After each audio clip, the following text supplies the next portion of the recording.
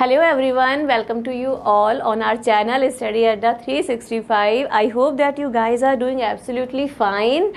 So दोस्तों आज का हमारा इंग्लिश की वॉकिब का टॉपिक होने वाला है सिनोनिम्स. ठीक है, CUET में अगर रीडिंग कॉम्प्रीहेंशन के बाद सबसे ज़्यादा जो क्वेश्चंस आए हैं वो सिनोनिम एंड एंटोनिम्स के ही आए हैं.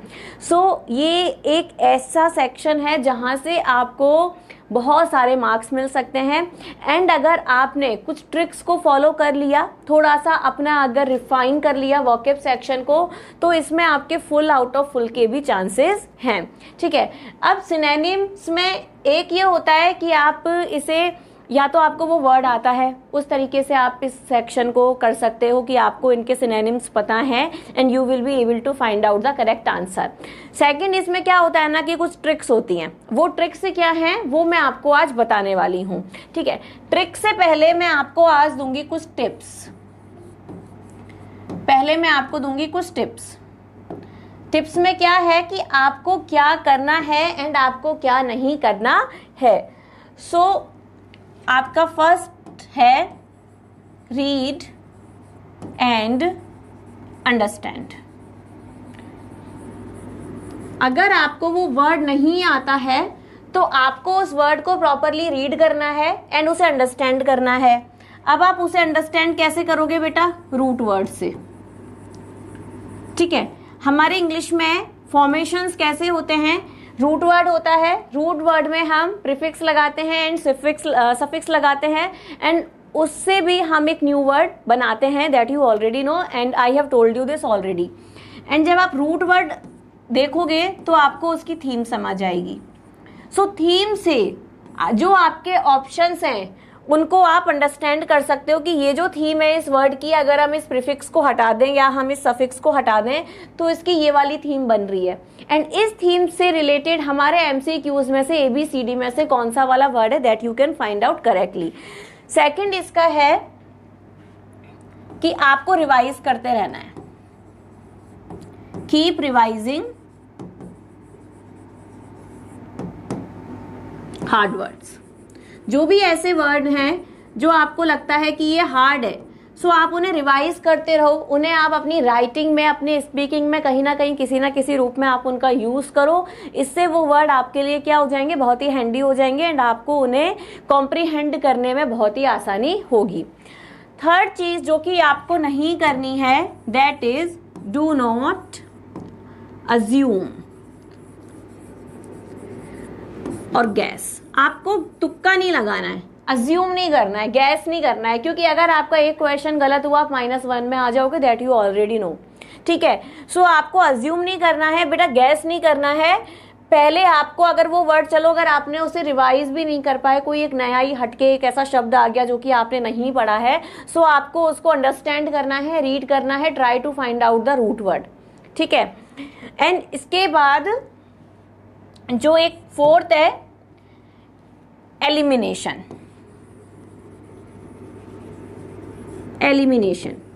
डू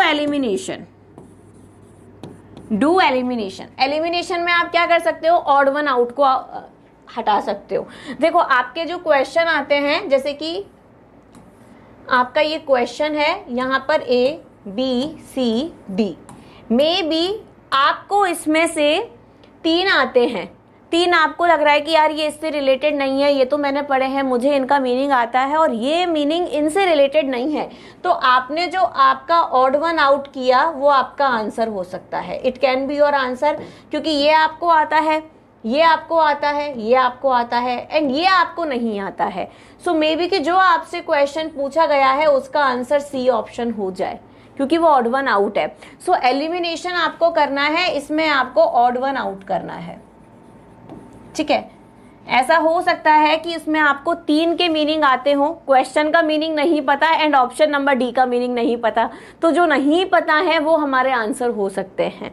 ठीक है, ये कुछ टिप्स हैं, इनसे कि आप अपने सिनोनिम एंड एंटोनिम दोनों में आपको इससे हेल्प मिलेगी. एंड इसमें अब मैं आपको बताती हूँ कि इसमें ट्रिक क्या होती है. अगर हम जब सिनोनिम की बात करते हैं तो सिनोनिम में अगर आपका पॉजिटिव सेंस का क्वेश्चन है अगर आपका क्वेश्चन पॉजिटिव सेंस का है तो उसका सिनोनिम भी पॉजिटिव सेंस का होगा, एंड अगर आपका नेगेटिव सेंस का सिनोनिम है तो उसका जो आंसर होगा वो भी नेगेटिव सेंस वाला ही होगा। ऐसा नहीं हो सकता कि फियर का सिनोनिम पीस हो जाए, कभी भी कभी नहीं हो सकता। फियर का सिनोनिम कुछ उसी से रिलेटेड होगा, पीस उसका ऑपोजिट हो जाता है ना। पीस का जो सिनोनिम है वो काम हो सकता है, लेकिन बैबलिंग करना नहीं हो सकता। आपको बहुत हेल्प करेगा कि आपको एमसीक्यूज बेटा जो मिले हैं उसमें आप पॉजिटिव वर्ड है तो पॉजिटिव उसका सिनोनिम देखो, अगर आपका वर्ड नेगेटिव है तो आप उसका नेगेटिव देखो। अभी मैं आपको एंटोनिम आज नहीं कराऊंगी, लेकिन एंटोनिम की एक ट्रिक दे देती हूँ।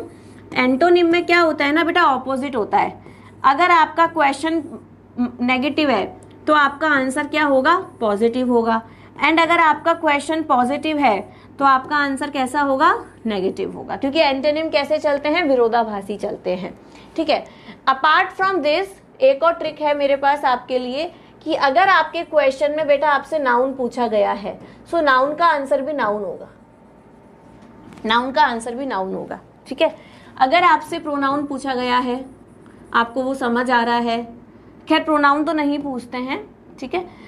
एडजेक्टिव अगर पूछा गया है, सो एडजेक्टिव का जो सिनोनिम होगा ना वो नाउन नहीं हो सकता, एडजेक्टिव का सिनोनिम एडजेक्टिव ही होगा। अगर आपसे कोई एडवर्ब आपको दे दी है इन्होंने, तो जो उसका सिनोनिम होगा ना बेटा वो भी क्या होगा, एडवर्ब होगा। एंड अगर उन्होंने आपको कोई वर्ब दे दी है तो वर्ब का सिनोनिम भी वर्ब होगा। इससे आपको बहुत हेल्प मिलेगी कि अगर आपको उस वर्ड को देख के समझ आ रहा है कि ये कोई एक्टिविटी है, ये कोई वर्ब है, तो जो हमारे ऑप्शंस हैं आप उसमें से फिर पहले तो वर्ब देखो। अगर आपको वो नहीं आता है तो बहुत ही अच्छा है, 5 में से 5 आपके हैं। नहीं तो ये कुछ इस तरह की जो ट्रिक्स हैं कि वर्ब है तो आपको वर्ब ही देखनी है, आप नाउन को उसका सिनोनिम नहीं बना सकते, एडजेक्टिव को आप वर्ब का सिनोनिम नहीं बना सकते। तो ये जो टिप्स एंड ट्रिक जो मैंने आपको बताई है, इनसे आप अपने सिनोनिम आइडेंटिफाई कर सकते हो। ठीक है। So let's get started. आज की इस क्लास में हम जो हमारे CUET के प्रीवियस ईयर के क्वेश्चंस हैं आज हम उन्हें भी सॉल्व करेंगे। आगे बढ़ते हैं अपने फर्स्ट क्वेश्चन की तरफ। First question says pick out the nearest correct meaning और synonym of the words given below. ठीक है। आपके सामने जितने भी क्वेश्चंस आएंगे उनमें सब में आपको क्या करना है, उनका nearest meaning, synonym, similar meaning जैसा उनका वर्ड आपको आइडेंटिफाई करना है। आपका फर्स्ट वर्ड है advise. What is advise?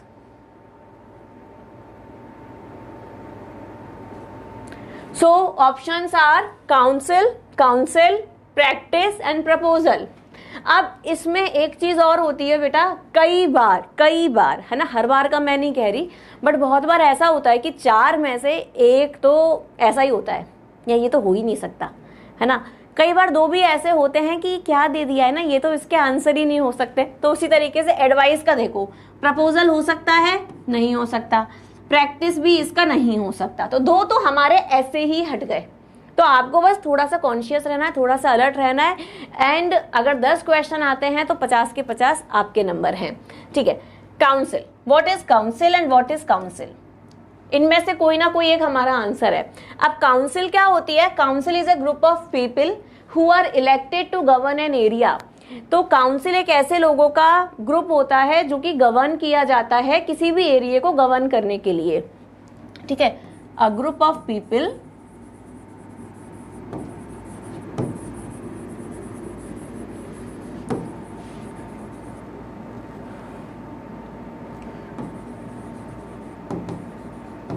which is elected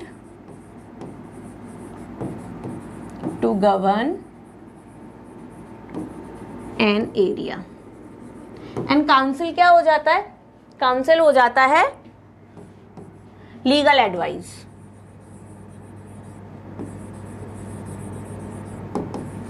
and advice क्या है? सलाह। काउंसिल क्या है? मंत्रणा करना। ठीक है। किसी से भी लीगल एडवाइस को लेना, that is called council. Counselling कर लेते हैं, सलाह ले लेते हैं, मशवरा कर लेते हैं। हिंदी में इसे क्या भी कहते हैं? मशवरा लेना या मंत्रणा करना, डिस्कशन करना। ठीक है। लीगल एडवाइस लेना। आपका यहाँ पर आंसर क्या हुआ? Option number B. Option number B is your answer. ठीक है, moving ahead our next question is miserable and your options are object, obstruct, abject and abstract. What is your answer? देखो बहुत ही सिंपल है, इसमें भी कुछ ना एक दो ऐसे ऑप्शंस हैं जो कि आपको लगेगा ये इसका आंसर नहीं हो सकते. एब्स्ट्रैक्ट इसका आंसर नहीं हो सकता मिजरेबल का. मिजरेबल का मीनिंग क्या होता है? बड़ा मिजरेबल है ना, दयनीय स्थिति जिसकी हो जाती है, हेल्पलेस जो हो जाता है. अब यहाँ पर हमें हेल्पलेस तो दिया ही नहीं है.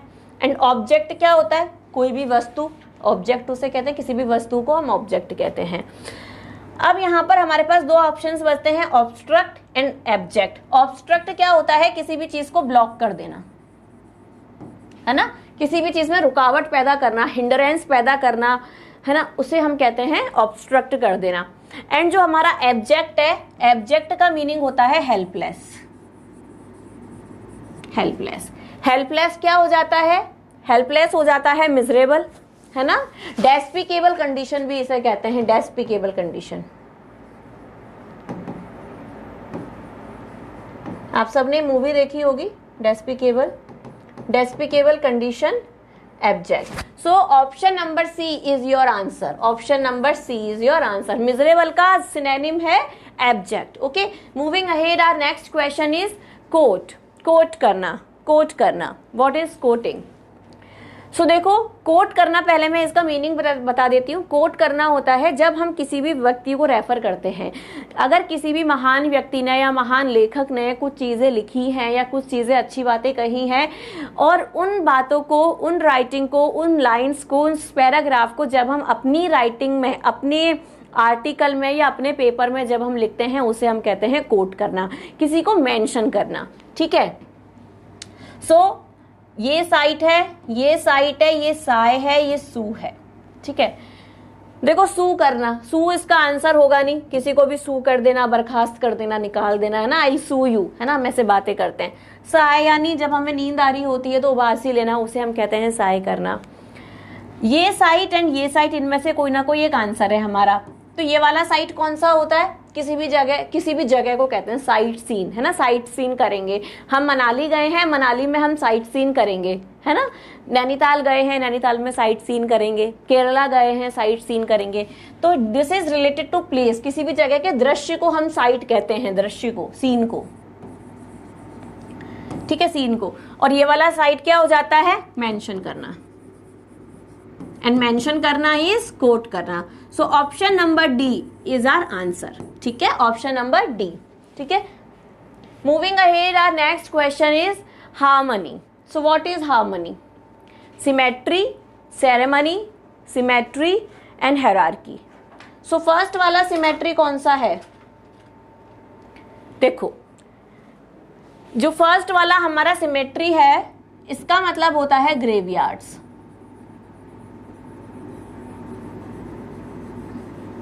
जहां पर लाश को दफनाया जाता है ना, डेड बॉडी को जहां दफनाया जाता है, that is called symmetry. Ceremony, कोई भी हमारा सेरेमनी है, फंक्शन है, इवेंट है, सेरेमनी कहते हैं. ये वाला सिमेट्री क्या होता है? एक जैसा होना, एक जैसा होना. So C is our answer. And hierarchy क्या है? Hierarchy is a kind of system. Hierarchy is a kind of system जिसमें कुछ इस तरीके से सिस्टम होता है. सीनियर मैनेजर, मैनेजर, उसके नीचे, फिर उसके नीचे, फिर उसके नीचे. तो इस तरीके से गाड़ी चलती, जैसे हमारे इंडिया में है ना, हायरार्की सिस्टम है. पहले क्लर्क होते हैं, क्लर्क से नीचे third class and fourth class होते हैं. क्लर्क के ऊपर फिर कोई एक ऑफिसर आता है, डायरेक्टर आते हैं, है ना, एडिशनल डायरेक्टर्स होते हैं. तो hierarchy is a system.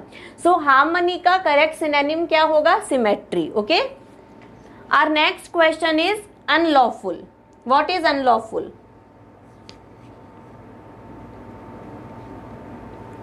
Illicit, draw, litigation और illicit. There are two illicit.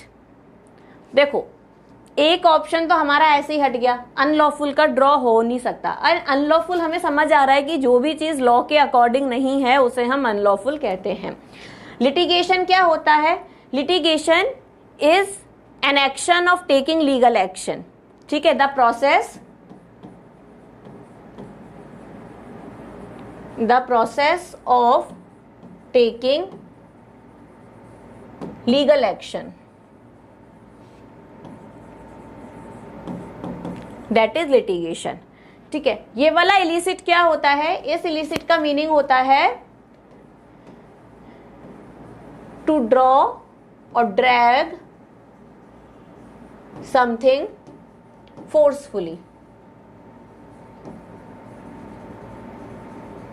ठीक है, फोर्सफुली। सो हमारे पास बचा क्या? इलिसिट। इलिसिट का मतलब होता है इलीगल, जो कि लॉ के अकॉर्डिंग नहीं है, उसे हम कहते हैं अनलॉफुल या फिर illicit. So option number D is our answer. ठीक है, moving ahead, our next question is haughty. What is the meaning of haughty? सुना होगा, लेकिन इसके ऑप्शंस देखते हैं। Imperial, arrogant, adamant and empire. नीचे से देखते हैं, एम्पायर क्या होता है? एम्पायर किसी भी राजा का जो शासन होता है, राज्य जो होता है, उसे हम एम्पायर कहते हैं। एम्पायर से रिलेटेड है बेटा हमारा इंपीरियल। इंपीरियल क्या होता है? राजशाही चीजें, रॉयल चीजें जो होती हैं, रॉयल चीजें, उनको हम इंपीरियल कहते हैं, रॉयल थिंग्स। या फिर राजा के राज्य से जुड़ी हुई चीजें, उन्हें हम इंपीरियल कहते हैं। ठीक है, अब एडमेंट एंड एरोगेंट। एडमेंट क्या होता है? एडमेंट होता है फर्म, जिद्दी, किसी भी बात पर अड़ जाना।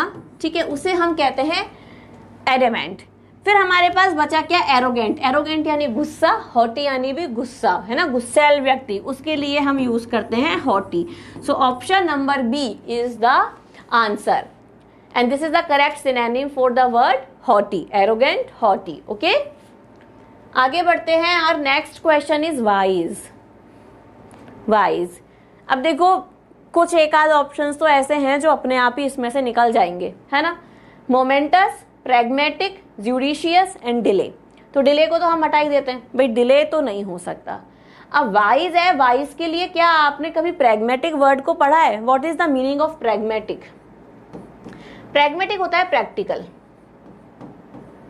प्रैक्टिकल, प्रैक्टिकल चीजों को प्रैग्मेटिक कहते हैं। हमारे आसपास, हमारी सोसाइटी में या हमारे नियर अराउंड में हम जो भी चीजें बाहर की दुनिया में देखते हैं, उनसे हम जो सीखते हैं, क्योंकि प्रैक्टिकली वो चीजें हो रही हैं, हमारे सामने हो रही हैं, हम उनका एक पार्ट हैं, तो उनसे हम जो सीखते हैं। सो pragmatic is practical.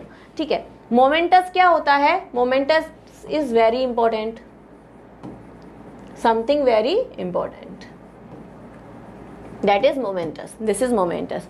So wise का हमारे पास क्या बचा सिनोनिम? हमारे पास एक ही वर्ड बचा, ऑड वन आउट हमने कर दिया, ज्यूडिशियस। सो ज्यूडिशियस का मतलब होता है जो कि मतलब बहुत ही थिंकेबल पर्सन है, जो कि बहुत ही बुद्धिमान है, उसके लिए हम ज्यूडिशियस वर्ड का यूज करते हैं, जो कि बहुत ही थिंकिंग करके कोई डिसीजन को लेते हैं, वाइज है। ठीक है, तो ज्यूडिशियस, ठीक है, सारा आगे पीछे का देख करके, उसका आउटकम देख करके, उसकी बिगिनिंग देख करके फिर किसी डिसीजन को लेना, तो ज्यूडिशियस। सो वाइज का सिनोनिम क्या हुआ? Judicious, option number C. Next question is loquacious. So what is loquacious?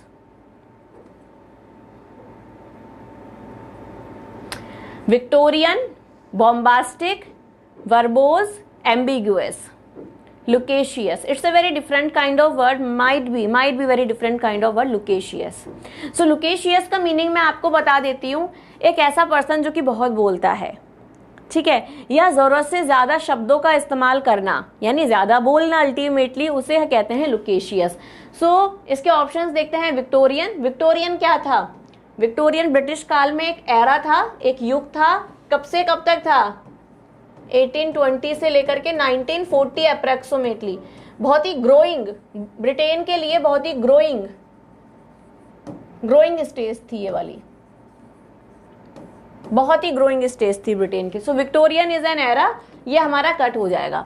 So bombastic, what is bombastic? Bombastic होता है एकदम शो ऑफ करना, है ना।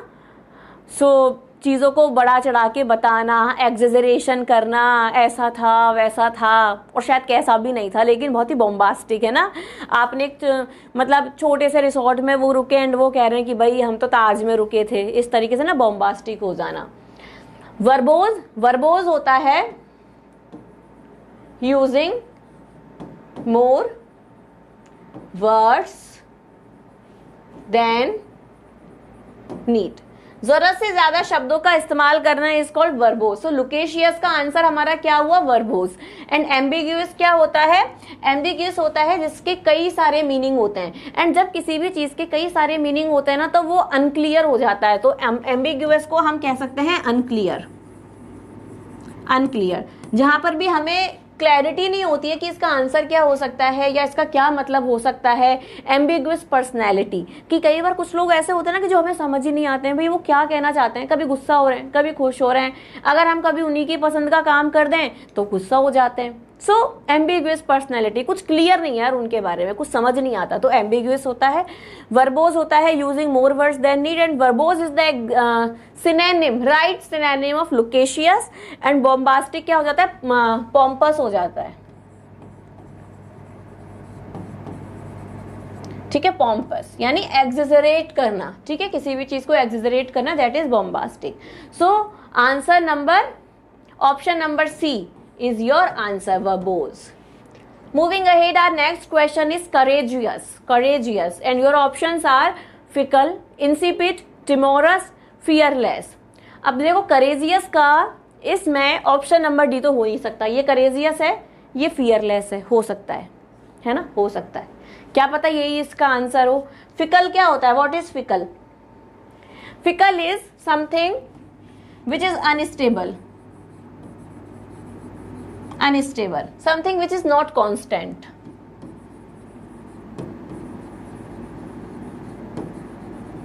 Not constant. Insipid क्या होता है? Insipid का मतलब होता है टेस्टलेस होना, स्वाद रहित खाने को हम इंसिपिड कह सकते हैं।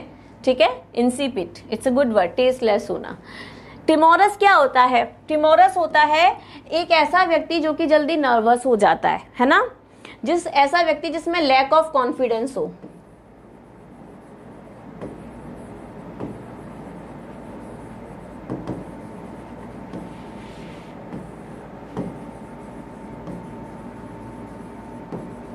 लैक ऑफ कॉन्फिडेंस होना, नर्वसनेस होना, वो होता है timorous.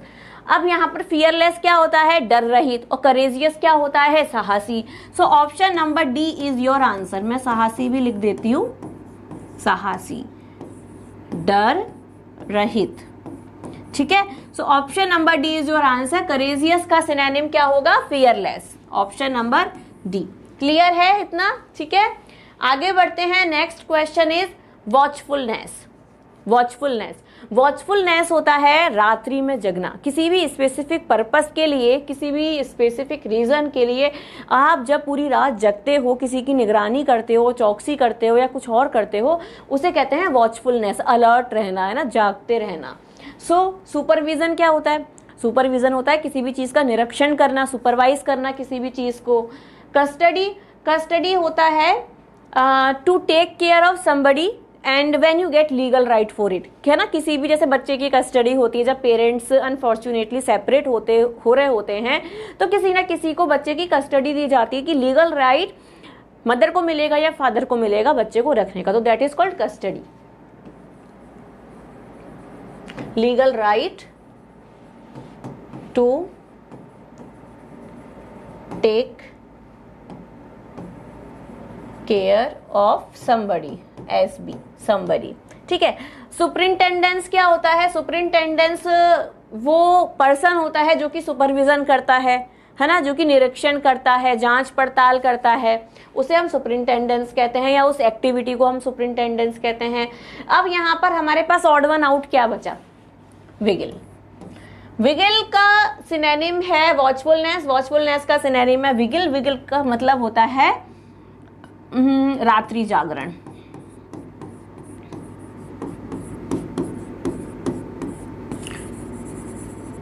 For a special cause. ठीक है, रात्रि जागरण। Got it? Moving ahead, our next question is attachment. Attachment, options are affinity, influence, causation and appendage.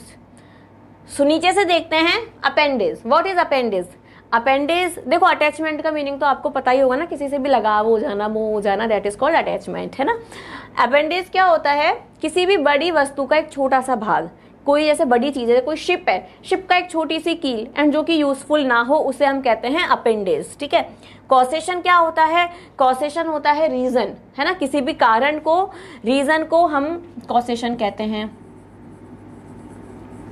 Influence क्या होता है? प्रभाव होना, है ना, यार बहुत ही इन्फ्लुएंशियल पर्सन है या बहुत इन्फ्लुएंस है मेरे ऊपर, स्वामी विवेकानंद का इन्फ्लुएंस है, प्रभाव है, ठीक है। फिर हमारे पास क्या बचा? ऑप्शन नंबर ए, एफिनिटी। एफिनिटी का मतलब होता है अटैचमेंट, आत्मीयता,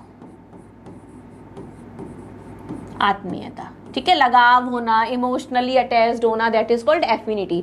सो अटैचमेंट का सिनोनिम क्या होगा? Affinity. Got it? Moving ahead, our next question is weary. Weary का क्या मीनिंग होता है? Options are sad, fatigued, sentimental and emotional. So weary का मतलब होता है बहुत ज्यादा थक जाना, है ना, वेरी टायर्ड।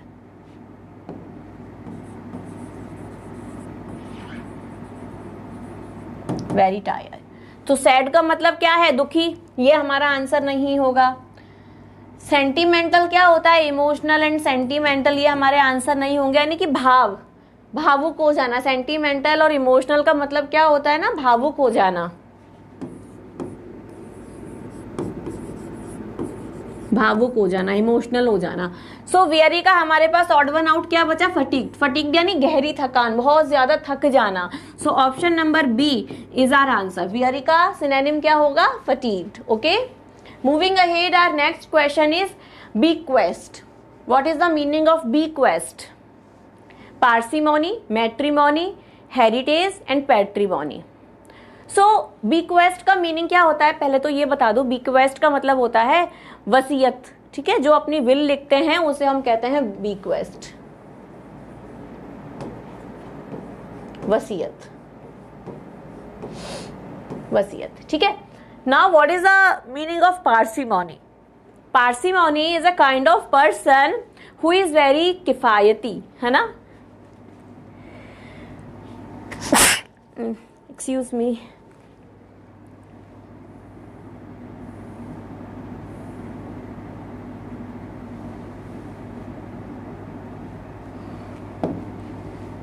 ठीक है, ये इसका मीनिंग है। Parsimony like a person who does not use resources or money much, ठीक है, किफायती।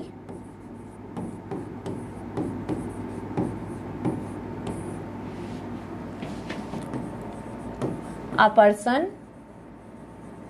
who does not use money and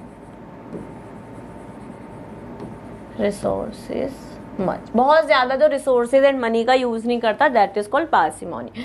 matrimony क्या होता है? मैट्रिमोनी शादी विवाह को कहते हैं ना, मैट्रिमोनियल साइट्स होती हैं हमारी, शादी.com होती हैं और जो भी हैं, ठीक है, वेडिंग, शादी को कहते हैं मैट्रिमोनी, ठीक है।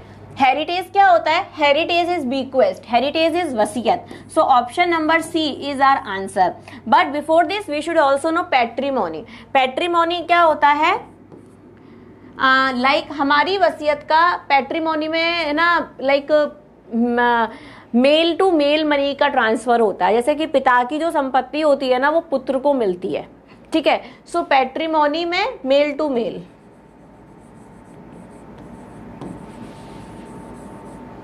ठीक है, पैतृक धन,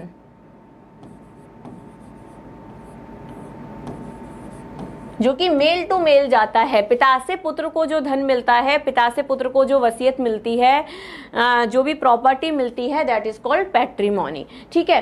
एंड एक चीज और मैं आपको इसमें बता दूं कि बेटा आपका, जैसे हम ये क्वेश्चन कर रहे हैं, हमने रिक्वेस्ट किया, ऑप्शन नंबर सी पे हमें हमारा आंसर मिल गया, मे बी कि हमें ऑप्शन नंबर ए पे भी हमें अपने आंसर मिल जाते हैं, लेकिन आप जब भी इनका प्रैक्टिस करो तो आपके लिए ये जरूरी है कि आप रिमेनिंग वर्ड्स का भी मीनिंग देखो एंड उन्हें वहां लिख लो, ताकि जब आप उन्हें रीड करोगे, बार बार रीड करोगे, तो आपको उनके मीनिंग क्लियर हो जाएंगे। मे बी नेक्स्ट टाइम इन्हीं में से कुछ क्वेश्चन आ जाए, क्योंकि मैंने आपके लिए मोस्ट एक्सपेक्टेड क्वेश्चंस निकाल के इसमें रखे हैं स्लाइड्स में। अगर आपसे पैट्रीमोनी पूछ लिया तो आज आपने यहाँ पैट्रीमोनी सॉल्व किया है, ये आपको नोट्स में भी मिलेगा, पीडीएफ में भी मिलेगा, तो आप इसका आंसर करने में एबल हो जाओगे। लेकिन अगर वहीं मैं आपको इनके आंसर ना दूं या आप रिमेनिंग एमसीक्यूज का आंसर ना करो आंसर से अलग, तो आपका जो वॉकेब है ना वो उतना स्ट्रांग नहीं हो पाएगा। तो इस चीज का आपको ध्यान रखना है कि जो भी चारों ऑप्शंस हैं आपको उन चारों का मीनिंग जरूर पता होना चाहिए। आप अपनी स्टडी उस तरीके से करिएगा। Okay, moving ahead, our next question is gullible. Gullible, and options are credible, believable, credulous and fallible. What is gullible?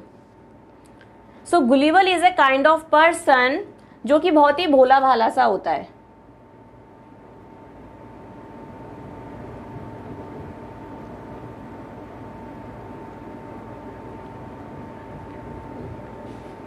Okay, so gullible, सो जो कि बहुत ही भोला भाला सा होता है, ठीक है। अब फेलिएबल का मीनिंग क्या होता है, नीचे से देखते हैं। फेलिएबल एक ऐसा पर्सन होता है जो कि गलती कर सकता है ना। सो एबल और लाइकली टू मेक मिस्टेक्स, कि इससे गलती हो सकती है, इसका कोई भरोसा नहीं है, ये फेलिएबल पर्सनैलिटी है, ये मिस्टेक कर सकता है। क्रेडुलस क्या होता है, क्रेडुलस इज ए भोला भाला इंसान,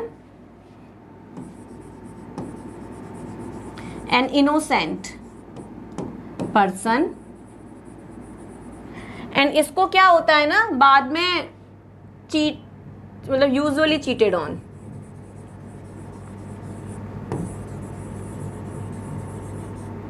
usually cheated on. So credulous भी एक ऐसा पर्सन होता है जो कि बहुत ही भोला भाला होता है, उसे लास्ट में जाके धोखा मिल जाता है। सो यहाँ पर गुलिबल का आपका ऑप्शन क्या हुआ, आंसर क्या हुआ, option number C is the answer of gullible. Credulous is the correct synonym of gullible. And believable क्या होता है, जिसे हम ट्रस्ट कर सकते हैं, जिस पे हम बिलीव कर सकते हैं, that is called believable. And credible क्या होता है, credible is the synonym of believable. Synonym, विश्वास करने योग्य चीज को क्रेडिबल कहते हैं, विश्वास करने योग्य ट्रस्टवर्दी चीज को हम क्या कहते हैं, ट्रस्टवर्दी लिख देती हूं, ट्रस्टवर्दी, ठीक है। So credible and believable are synonym of each other. Gullible में ये है कि भोला भाला पर्सन है जिसका ट्रस्ट किया जा सकता है, लेकिन उसे कहीं ना कहीं जनरली जो है लोग धोखा दे जाते हैं। सो थोड़ा सा अलग है गुलिबल क्रेडिबल एंड बिलीवेबल से। गुलिबल इज क्रेडुलस, जिसे बाद में धोखा मिल जाता है, इतना सीधा साधा पर्सन जो कि हर एक का विश्वास कर लेता है, एंड लोग उसे क्या करते हैं, चीट कर लेते हैं। Fallible, fallible is a kind of person who is able and likely to make mistakes, that is fallible. So option number C is your answer. Gullible का करेक्ट सिनोनिम हमारा क्या हुआ, credible, credulous. Okay, moving ahead, our next question is, देखो next question bravery है, लेकिन इससे पहले बेटा मैं चाहती हूं कि मैं आपको सीयूईटी के क्वेश्चंस करा दूं, ताकि आपको एक बार क्वेश्चन लेवल पता लग जाए, क्योंकि टाइम हमारे पास कैसा है, लिमिटेड है। सो ये आपके एनटीए सैंपल पेपर का क्वेश्चन है। इसमें आपसे क्वेश्चन पूछा गया है pertinent. So what is the meaning of pertinent?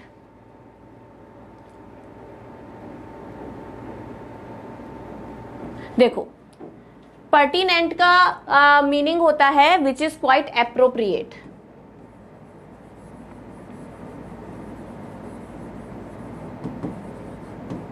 उपयुक्त, ठीक है। अब यहाँ पे जो आपके ऑप्शन है, those are perturb, repugnant, germane and irrelevant. So pertinent का ऑप्शन नंबर डी तो होगा ही नहीं, इररेलीवेंट जो कि रेलिवेंट नहीं है, ठीक है। पर्टब का मीनिंग क्या होता है? पर्टब का मीनिंग है टू मेक समबडी वरीड, किसी भी व्यक्ति को चिंता दे देना या परेशान कर देना, ठीक है, पर्टब।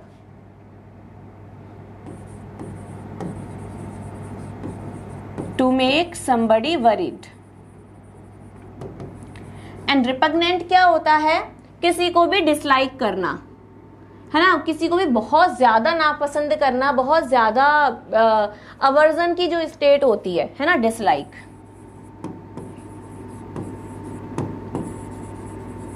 अवर्जन, ठीक है। सो ये हमारा आंसर नहीं है, ये आंसर नहीं है, ये भी आंसर नहीं है। Germane, germane is the correct synonym of pertinent. Germane का भी मीनिंग होता है उपयुक्त होना, एप्रोप्रिएट होना, समथिंग विच इज रेलिवेंट। ठीक है, option number B, option number B is our answer. Got it. Next question is aversion. Aversion अभी जस्ट हमने किया था। So options are aggression, assertion, dislike and impudence. So अब इसमें देखो एग्रेशन क्या होता है, एग्रेशन होता है एंगर, ये हमारा आंसर नहीं है। असर्शन मतलब किसी भी चीज को एक्सेप्ट करना, किसी भी चीज को स्वीकार करना। असर्टिव सेंटेंसेस भी होते हैं जो मैंने आपको पढ़ाए हैं। सो अवर्जन होता है डिसलाइक करना, किसी भी व्यक्ति को नापसंद करना। यहां पर इसका ऑप्शन हमें क्या मिला, रिपग्नेंट, है ना, रिपग्नेंट।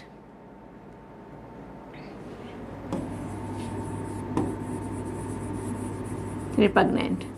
एंड इम्पुडेंस क्या होता है, इम्पुडेंस होता है किसी भी व्यक्ति का रूड बिहेवियर, किसी भी व्यक्ति का इम्पोलाइट होना, इम्पोलाइट होना, किसी से भी बदतमीजी करना, गंदे से बात करना, रूडली बात करना, वो कहलाता है impudence. So option number C is our answer. ठीक है, आगे बढ़ते हैं। Next question is diligent.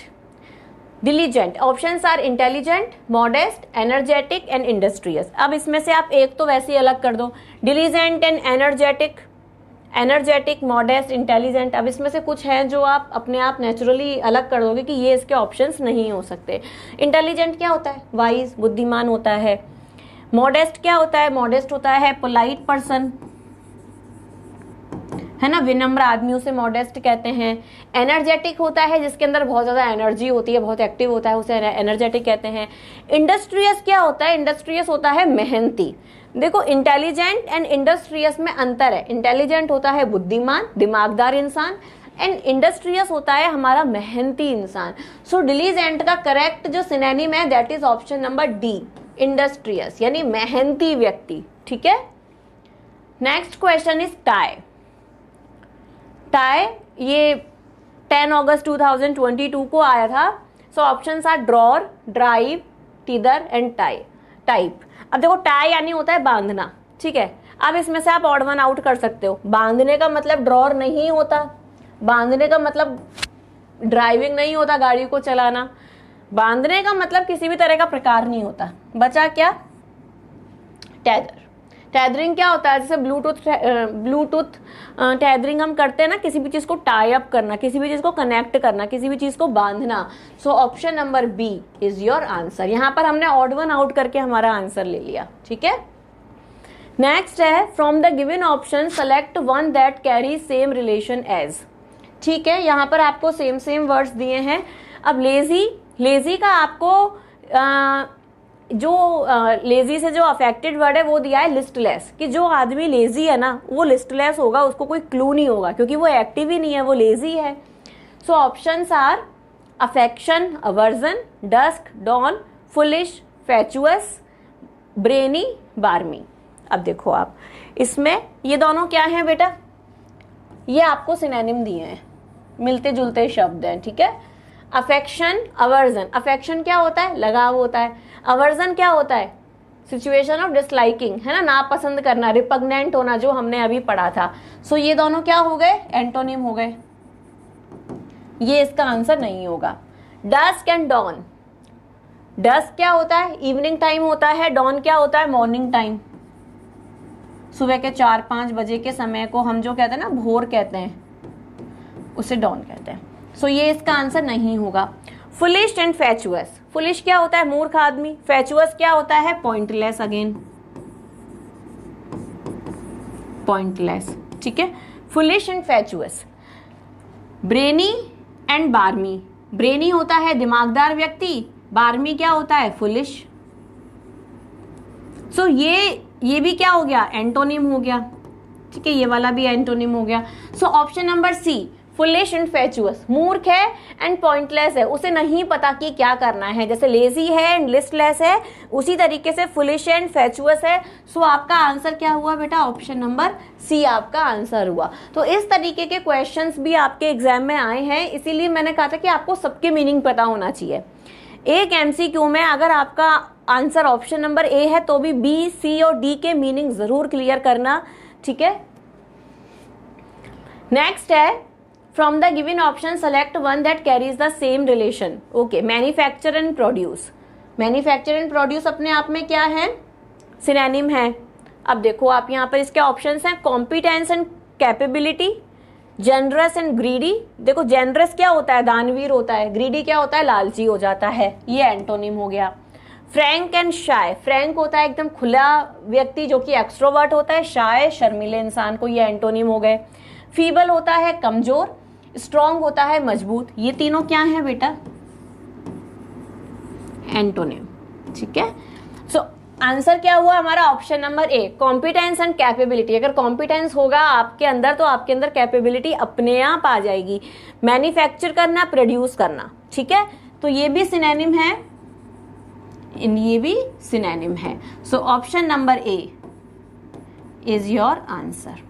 ठीक है, moving ahead our next question from CUET is, इसमें भी सेम रिलेशन बताना है अपने को, सीवियर एंड हार्श का। सीवियर एंड हार्श का same relationship, conceal and reveal, companion and comrade, deny accept, blunt and sharp. So conceal करना and reveal करना, कंसील करने का मतलब क्या होता है, देखो पहले सीवियर और हार्श अपने आप में बेटा सिनोनिम है ना, किसी भी चीज का ज्यादा होना, किसी भी चीज का हार्श होना, ठीक है, सिनोनिम है। कंसील होता है लोगों के सीक्रेट्स अपने पास रखना, रिवील होता है बातें रिवील कर देना, उन सीक्रेट्स को रिवील कर देना, ये हमारा क्या हो गए, एंटोनिम हो गए। कंपेनियन एंड कॉमरेड, कॉमरेड होता है, देखो कंपेनियन होता है हमारा पार्टनर, हमारा साथी, कॉमरेड भी हमारा साथी होता है ना, कॉमरेड भी हमारा साथ वाला जो सैनिक होता है, कंपेनियन जो होता है, पार्टनर होता है, उसे हम कॉमरेड कहते हैं। तो ये क्या है, सिनोनिम है। एंड ऑप्शन नंबर बी ही आपका आंसर है इसका, क्योंकि सीवियर एंड हार्श भी सिनोनिम है, कंपेनियन एंड कॉमरेड भी सिनोनिम है। डिनाई करना यानी मना करना किसी चीज को, एक्सेप्ट करना यानी स्वीकार करना, ब्लंट एंड शार्प, ब्लंट यानी जो कि भोंटा है, जो कि नुकीला नहीं है, शार्प यानी जो कि तीखा है, तेज है। सो ऑप्शन नंबर बी आपका आंसर हुआ। ठीक है, next question is warrior. Warrior का मीनिंग क्या होता है, ये तो बहुत सिंपल वर्ड है। वॉरियर का मीनिंग होता है सोल्जर। पायरेट होते हैं समुद्री चोर जिन्हें कहते हैं, वो पायरेट होते हैं। सेलर जो शिप चलाते हैं वो होते हैं। स्पाई वो होते हैं जो जासूसी करते हैं। सो option number A is your answer. कई बार बहुत सिंपल क्वेश्चन भी CUET में बच्चों से पूछे गए हैं, लेकिन आप देखोगे कितने सारे क्वेश्चन पूछे गए हैं सिनोनिम वाले सेक्शन से। सो इस पे आपको बहुत अच्छे से अपना कमांड करना है ताकि इसमें आप ज्यादा से ज्यादा नंबर ग्रैब कर सको। टिमिड, सो टिमिड का मतलब क्या होता है, टिमिड का मतलब होता है कमजोर सा। सो एंग्री होगा इसका ऑप्शन आंसर, नो। मीडियम यानी माध्यम, नो। ब्यूटीफुल यानी सुंदर, नो। मीक, टिमिड का मतलब होता है मीक, कमजोर। Option number D is your answer. Next question is abundant. Abundant ये दिवाली की विशेष में, बर्थडे विशेष में हम यूज करते हैं ना, ये वाला वर्ड बहुत कॉमनली यूज्ड है, abundance. So inexpensive, plenty, insufficient and daring. अब देखो पहले तो ऑड वन आउट अलग, डेयरिंग, abundant का डेयरिंग से कोई रिलेशन नहीं है। डेयरिंग क्या होता है, ऐसा इंसान जो कि बहुत ही साहसी है, बट बहुत ही डेयरिंग है, ये नहीं होगा। इनसफिशिएंट यानी कि जो कि चीज पर्याप्त मात्रा में नहीं है, ऐसी चीज जिसकी कमी है, इनसफिशिएंट हो गया। इनएक्सपेंसिव यानी कोई सस्ती चीज हो गई। प्लेंटी है ना। अबंडेंस, अबंडेंट का मतलब होता है प्रचुर मात्रा में चीज का होना।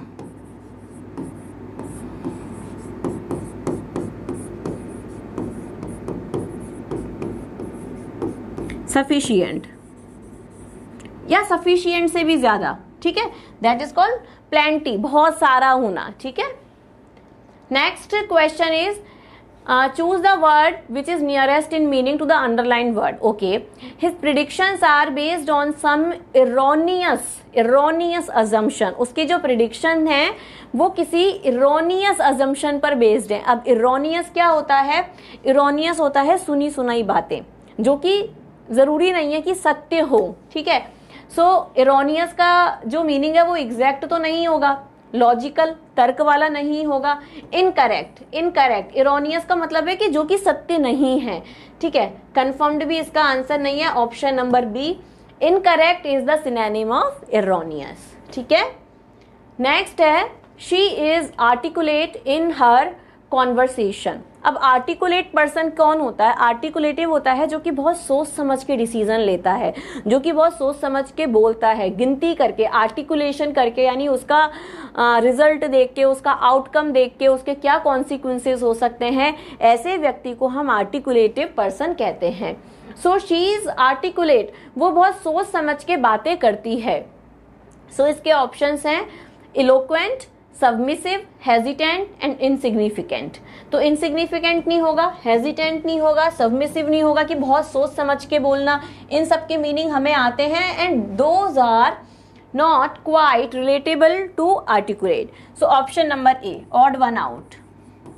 ठीक है, odd one out, got it. Next है I reluctantly agreed to play with my son. So reluctantly का मीनिंग क्या होता है?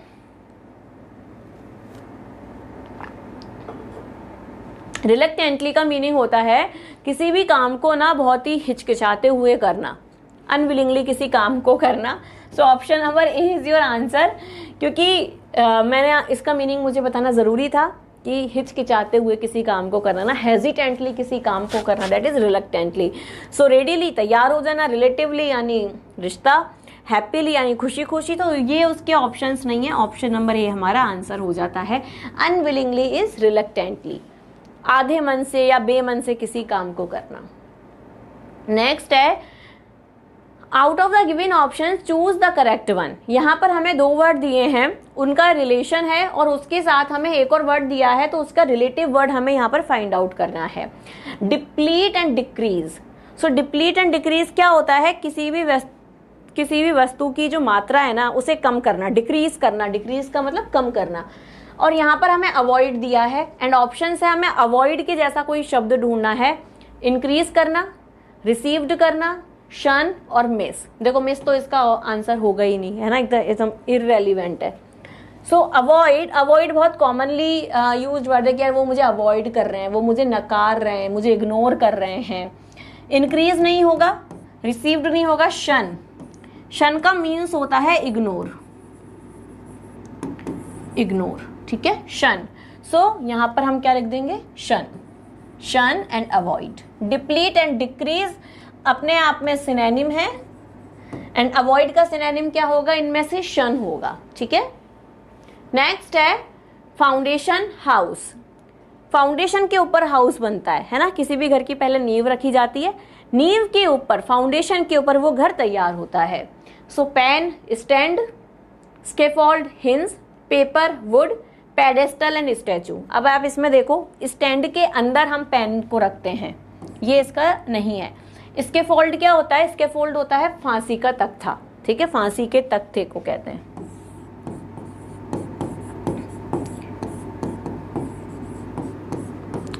फांसी का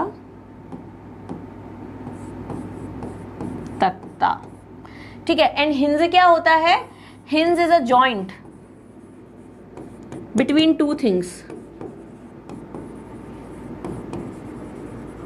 ठीक है, hinge is a joint. Paper and would, would say paper बनता है। पेडेस्टल एंड स्टैचू, पेडेस्टल क्या होता है? किसी भी स्टैचू के नीचे जो बना होता है उसे हम पेडेस्टल कहते हैं एंड इसके ऊपर कोई भी स्टैचू खड़ा होता है, ठीक है। So this is statue, this is pedestal.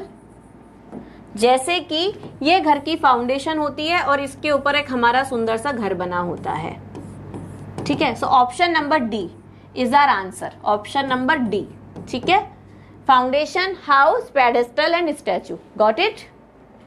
Next है from the given option choose the word similar in meaning to the word usurp. Usurp, अब तक जो आपके क्वेश्चंस थे बेटा वो सारे क्वेश्चंस 2022 के थे। ये क्वेश्चन है 2023 से, जो कि 1 जून को जो पेपर हुआ था उसमें आया था। सो यूजअप का मीनिंग क्या होता है? यूजअप का मीनिंग होता है किसी भी चीज के ऊपर होल्ड ऑन कर लेना, किसी भी चीज को अपने काबू में ले लेना, उसे कहते हैं यूजअप। सो रीस्टोर करना, रीस्टार्ट करना, रीइंस्टेट करना या सीज करना।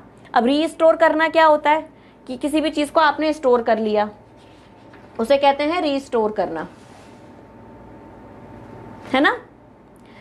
रीस्टार्ट किसी भी काम को दोबारा से शुरू करना। रीइंस्टेट यानी रीइंस्टेट का मतलब है ऐसी कोई चीज जो कि प्रोसेस में नहीं थी उसे आप प्रोसेस में ले आते हो। सीज करना यानी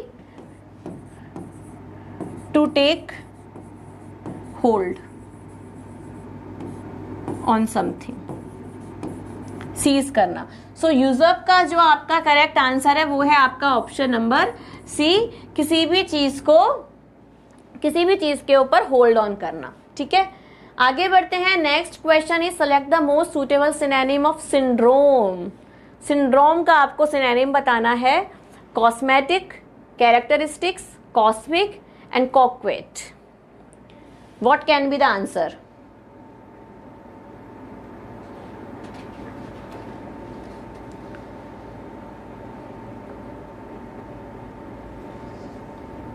देखो कॉस्मेटिक क्या होते हैं? कॉस्मेटिक हमारे जो लड़कियां अप्लाई करती हैं, गर्ल्स और सभी अप्लाई करते हैं, अब तो मेंस भी अप्लाई करते हैं ना, सुंदर बनाने के लिए जो आर्टिफिशियल मेकअप जो अप्लाई किया जाता है वो कॉस्मेटिक होता है।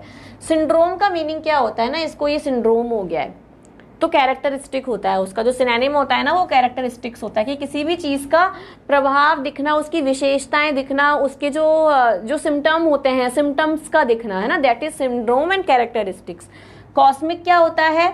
ये जो हमारा ब्रह्मांड है, यूनिवर्स है, तो ये आंसर नहीं है।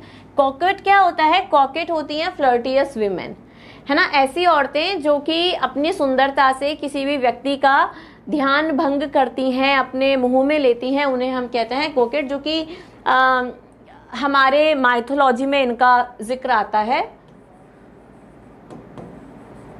फ्लर्टियस विमेन। ठीक है, so option number B is the answer. Syndrome का जो करेक्ट सिनोनिम आएगा that will be characteristics. Choose the word nearest in meaning to squalid. Squalid का नियरेस्ट मीनिंग वाला वर्ड आपको देखना है। स्क्वेलिड का मीनिंग मैं आपको बता दूं, स्क्वेलिड का मीनिंग होता है मैला कुचला, गंदा, मैला कुचला। ठीक है, मैला गंदा। टाइडी, टाइडी का मीनिंग होता है क्लीन, ये इसका आंसर नहीं होगा। सॉलिड, ये तो बड़ा सॉलिड है ना, ठोस चीज को सॉलिड कहते हैं। डर्टी, डर्टी यानी गंदा। एंड सुपरफिशियल यानी कि जो कि नेचुरल नहीं है, something which is superficial, which is not natural. So option number B, dirty is squalid, है ना, squalid is a good word, you can use it. Squalid हो गया है, गंदगी हो गई है। ठीक है, नेक्स्ट है आपका choose the correct meaning of the underlined word in the given sentence. Okay, we have a lot of reproach ourselves about if we do not serve our parents. So reproach का मतलब क्या होता है? Options हैं repudiate, adore, criticize and lament. So reproach का meaning मैं आपको बाद में बताऊंगी करेक्ट आंसर बताने के बाद। रेपुडिएट क्या होता है? रेपुडिएशन इज कि आप किसी भी बात को नहीं मानो। ठीक है, रेपुडिएट यानी not to obey anything.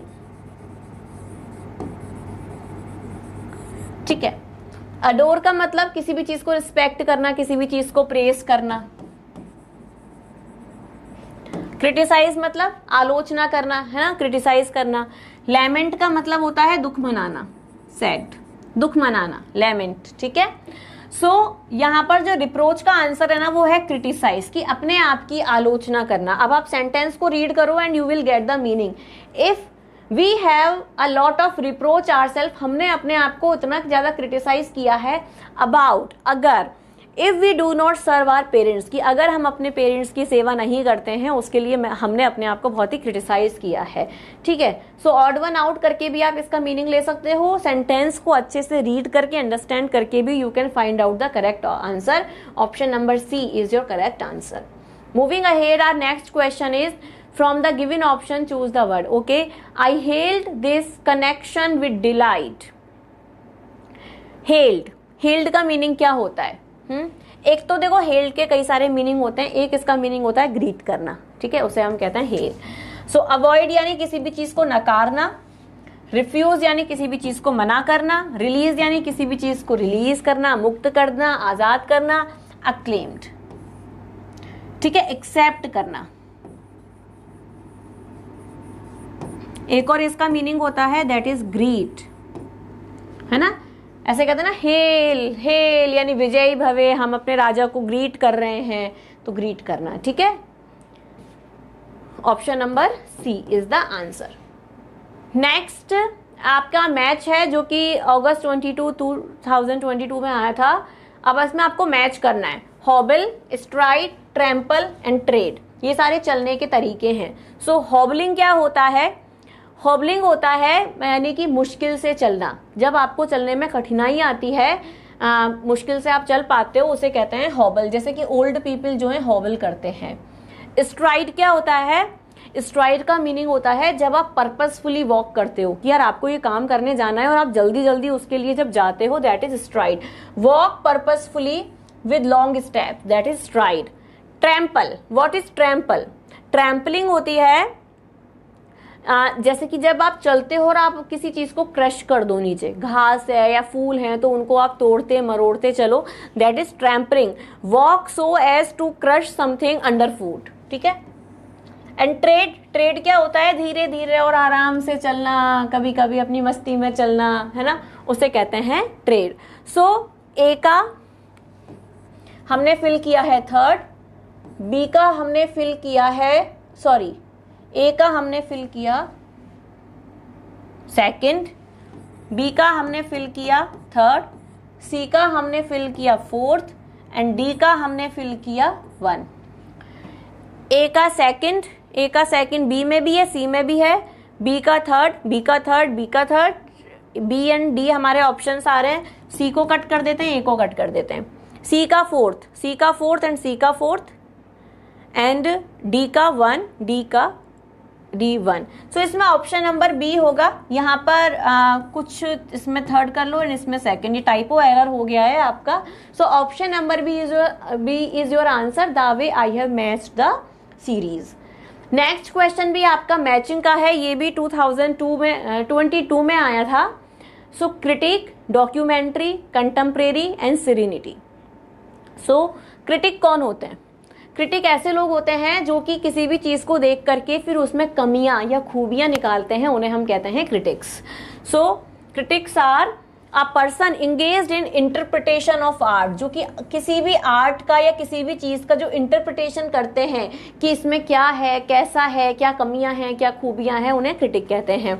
Documentary क्या होती है? डॉक्यूमेंट्री मूवीज होती है, हम सब देखते हैं। A film about real people, events और issues, that is called documentary. A का थर्ड, बी का फोर्थ एंड कंटेम्परेरी क्या होता है? कंटेम्परेरी जो हम कंटेम्परेरीज हैं, समकालीन, एक ही एरा में साथ रहने वाले लोग, एक ही एरा की चीजें, उन्हें कंटेम्परेरी हम कहते हैं। सी का सेकंड। सीरेनिटी क्या होता है? सीरेनिटी होती है बहुत सुंदर सी, शांत सी जो जगह होती है ना, जो माहौल होता है, उसे हम सीरेनिटी कहते हैं। सो डी का क्या हो जाएगा? 1। डी का हमने किया 1। सो ए का थर्ड, ए का थर्ड, ए का third, B and C, B and D, B का फोर्थ, बी का इसमें सेकंड है, इसमें फोर्थ है। सो ऑप्शन नंबर बी इसमें हमारा आंसर निकल के आ रहा है, ऑप्शन नंबर बी, ठीक है। So these are the meanings. And इस तरीके से भी देखो आपके क्वेश्चन आएंगे कि जरूरी नहीं है कि आपसे एक क्वेश्चन में एक ही वर्ड का सिनोनिम पूछा जाए, वो भी पूछ सकते हैं। एंड एक क्वेश्चन में आपसे 4 सिनोनिम भी पूछे जा सकते हैं कि आप इनमें करेक्ट सिनोनिम या करेक्ट एंटोनिम को मैच करो। आई होप कि आपको आज की इस क्लास से बहुत हेल्प मिली होगी। जो टिप्स एंड ट्रिक्स मैंने इनिशियली आपको बताई थी, उन्हें आप अपने माइंड में रखना, उसी तरीके से आप अपनी स्टडी करना सिनोनिम एंड एंटोनिम की क्लास अभी हम लेंगे। एंड आज के लिए this is from my side. See you in the next video with some amazing and wonderful content. Till then take care, thank you so much, bye bye.